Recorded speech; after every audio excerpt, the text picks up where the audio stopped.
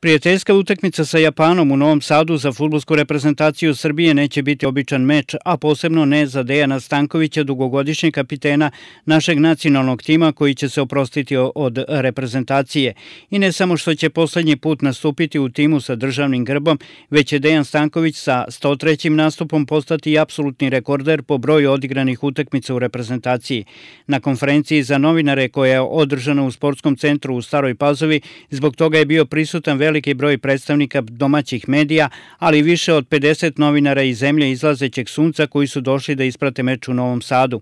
Odgovarajući na brojna pitanja novinara, Dejan Stanković nije mogao da sakrije emocije zbog oproštaja, ali i da se priseti nekih situacija za proteklih 15 godina koliko je bio član nacionalnog tima. Ti kažem da mi je bilo teže mnogo protiv Južne Koreje. Da sam bio izgubljen jednostavno pre utakmice, ali na svu sreću, zahvaljujući selektoru, sam uspio dva puta da se upišem u listu strelaca i da rekao sam dosta puta da ću taj debi pamtiti.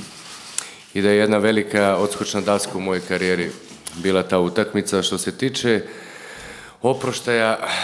i stadiona, sigurno da mi je bilo drago da se to igralo na Marakani, ali pošto se termin utakmice sa Japanom zakazao mnogo ranije, i u dogovoru sa Sinišom i sa Savezom smo odlučili da se ja oprostim protiv Japana i meni je drago da se ja opraštam od dresa reprezentacije Srbije u Srbiji. Ja sam počeo kao klupski dres koji sam prvi obukao je Crvenoj zvezdi, tako ako jednog dana bude neka oproštena utakmica od fudbala, sigurno da ću je praviti na Marakani.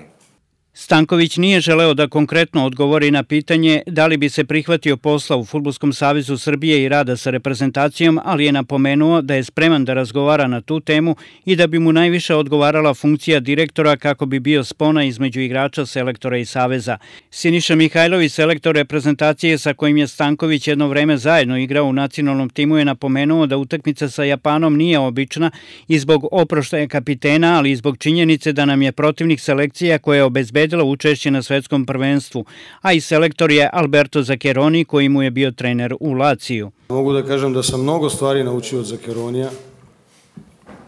To je jedan od najboljih italijanskih trenera i mislim da njegova karijera govori o svemu tome, tako da mi je drago što ću sutra ponovo da ga vidim i sigurno da dosta od tih stvari koje sam gledao i sa čim sam radio, dok sam radio sa njim, su pomogli u mojoj karijeri kao i svi ostali treneri. Što se tiče sutrašnje utakmice sa reprezentacijom Japana, znamo svi da je Japan jedan od prvih reprezentacija koja se kvalifikovala za svetsko prvenstvo u Brazil i da ima odličnu reprezentaciju. Imao sam priliku da gledam vašu utakmicu protiv Italije, gde ste odigrali prvi 60 minuta odlično, vodili 2-0, na kraju ste izgubili zbog neiskustva i toga svega, ali sigurno je jedna organizacija gde se vidi rad trenera i gde se vidi da je to talijanski trener, pošto je reprezentacija mnogo kompaktna, organizovana, ostavlja malo prostora za igru i sigurno da je mnogo teško da se pobedi, ali ovo je utakmica bez obzira što je revijalna, bez obzira što se Deki oprašta od reprezentacije, za nas je mnogo važno zato što